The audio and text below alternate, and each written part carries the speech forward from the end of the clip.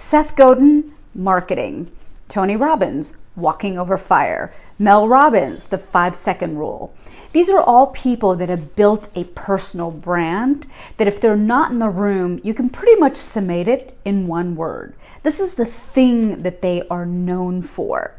So I often have women come to me and say, I want to build a personal brand. I want to build a personal brand inside of a company like Visa, or I want to build a personal brand as a thought leader and be the face of my business. But I want to be the go-to in my industry, insert swim lane, that people come to when it comes to benchmarking things. And my response to that is, when you're first starting out, is that what is that big thing that you're going to talk about that everyone can relate to? My perfect example is Ryan Serhant. He is a real estate broker here in New York City, and he's on that show, $1 Million Listing. And I may never become a broker or sell real estate in New York City, but the things that he talks about are all motivational. What's the energy that you bring to a deal? What's the energy that you bring to a meeting? And if you don't have that energy, you have all of the means to toggle that and change it.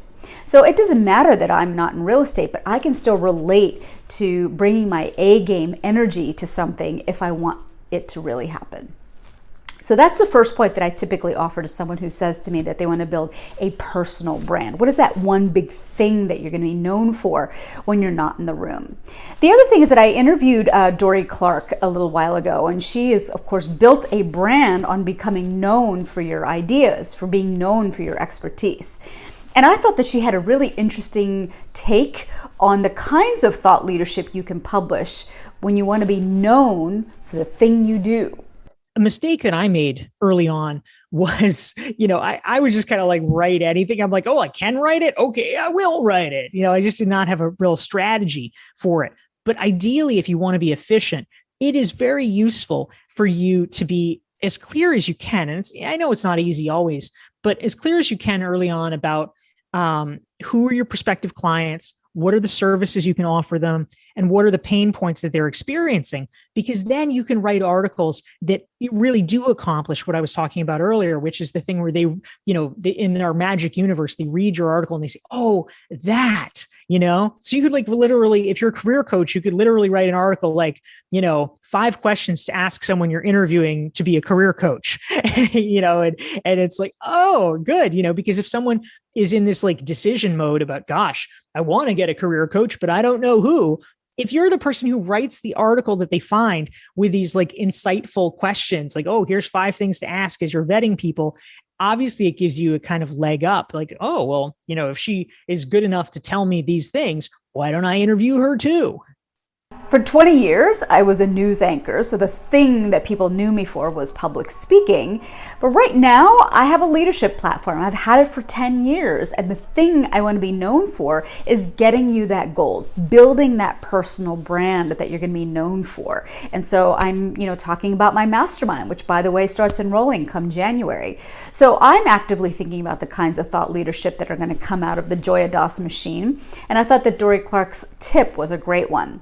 I am enrolling for my Mastermind that starts in January. If you're a woman that is keen to build that personal brand and you want to be able to do that inside of 12 months, I can get you there.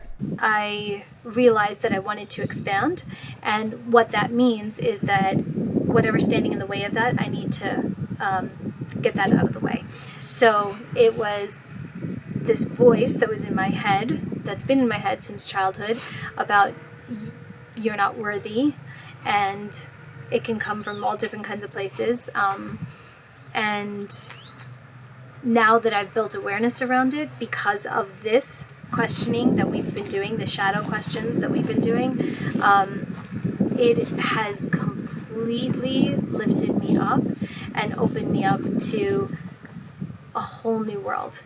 I felt a sense of belonging where I didn't before, and the belonging is to this expansive mindset. Yes, for sure. And that's going to be our work starting January. So if you would like to enroll, I actually have a little quiz for you. It's called How Influential Am I? So fill out that. It's only going to take you about 4 minutes. The link is down below. And let's see, how ready are you to get to that goal of building your personal brand. Can't wait to hear from you.